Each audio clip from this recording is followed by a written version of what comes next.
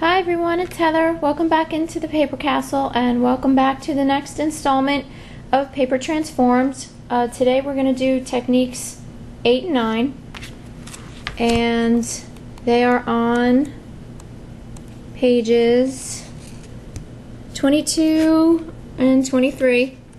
We're going to do watercolor staining, and then I'm going to demonstrate some different techniques with watercolor pencils. So I'm going to get started, and again I apologize for not making one video last week. It's been so crazy between eBay and my kids at school that I can hardly find time to even sleep lately. Okay, the first technique that I'm going to show you is the watercolor stain, and basically that's just demonstrating that you can keep your paints in more of a confined area. And I did an example right here earlier, and what I did was I wet the paper just where you see the color first with just water, and then I went in with my paints and just kind of dab them around, and then they kind of all bleed into each other, but they never go outside the outline that I made with the water. So I'm going to show you that. And again, just like in the past two videos, the only things that you're going to need for these techniques are some watercolor paper. Obviously you need a cup with some clean water. This is again just the one of the brushes from my Perfect Pearls. You need a round, kind of fluffy brush. The author recommends a number 10 or number 12, but this is what I have to work with. And of course you need your watercolor paints, and again I'm using these Peerless watercolors that I showed in my last couple videos. And you need some watercolor pencils, and I'm using my Prismacolors today.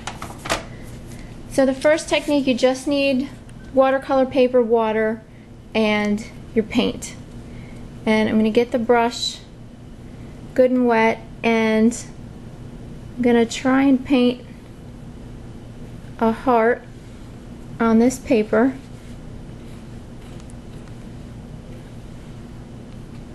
Okay, and then I'm going to go in and get some paints to fill in that shape. Okay, I'm going to use this Royal Crimson right here, and I'm just going to dab it in spots and kind of let it run and bleed where it wants to. And then I'm going to add a second color. Okay, now I'm going to add this deep yellow right here.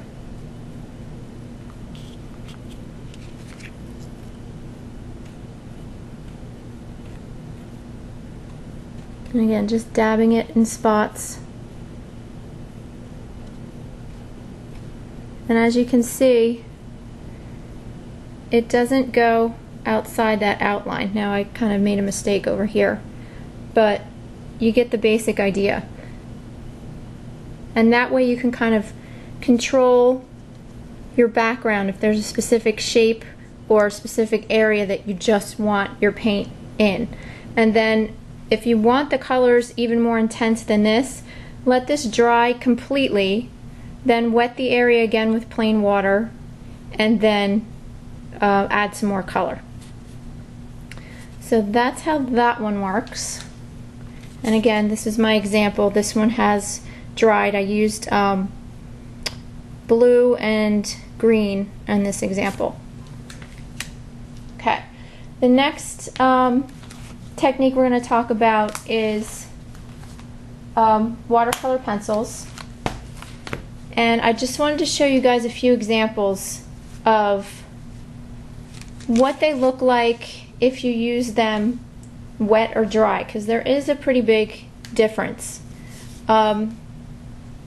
On this example right here, I just took a dry watercolor pencil and drew a little heart, and then I took my water and painted over it.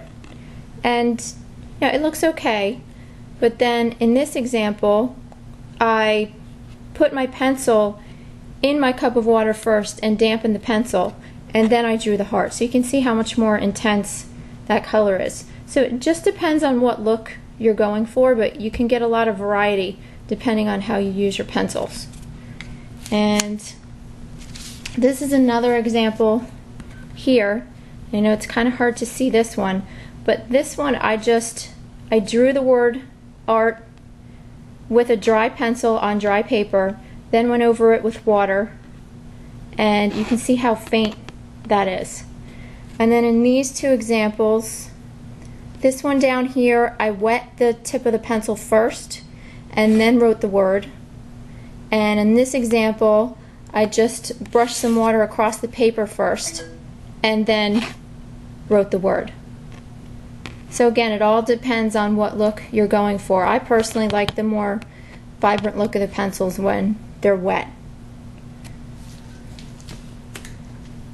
But I'll show you that right now. I'll do another heart so you guys can see.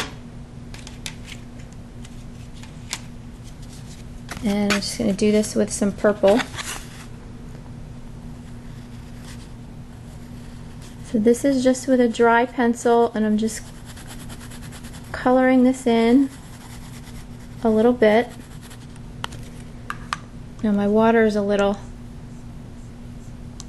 dirty right now, but it's gonna have to do. And obviously this is small, so I would use a smaller brush normally.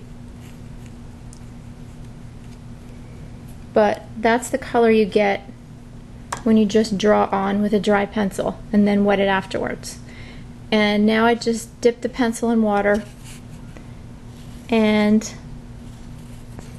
I'm going to draw another heart and fill it in.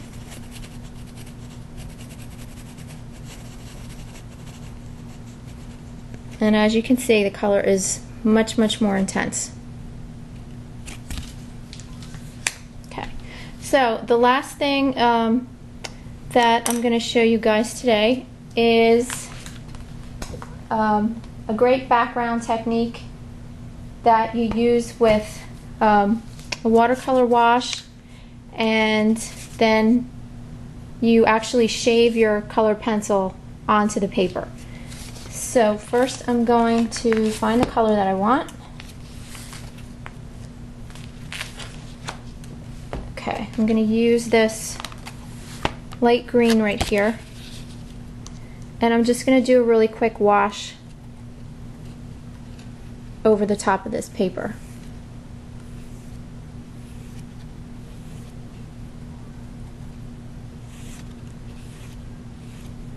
I said this doesn't have to be very precise at all.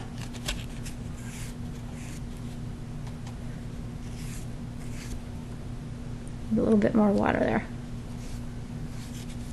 Okay, now I'm just going to make sure that this is completely saturated.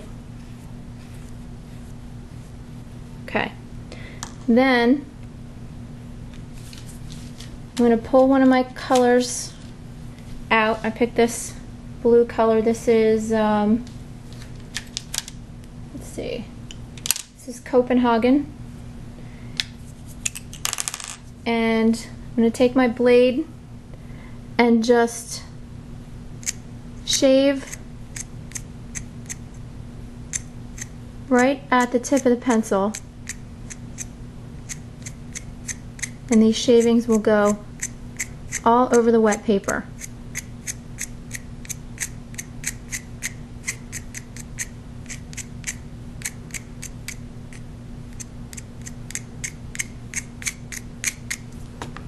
Okay. And they do two things. They kind of, you can see the intense color where the shavings are, and then you can see, it's probably very hard to see on camera, but the color does spread out just a little bit, so you get a few different intensities of color. And you might be able to see it a little better in this other example that I did earlier that's dry. I did kind of a pink background, and again a different color blue pencil, and you can see the intense colors right here, and then how it spreads out a little. It makes a lighter blue or a purplish color. So those are the techniques for today, and I hope you enjoyed them, and hopefully I'll be back soon with another technique. I think we're almost done with watercolor washes. Yeah, we're almost done. Only have a few more. So that's it, and you know, if you have any comments or you've tried this, you know, please let me know, and I hope you guys try these out, and thanks for watching. I'll talk to you soon.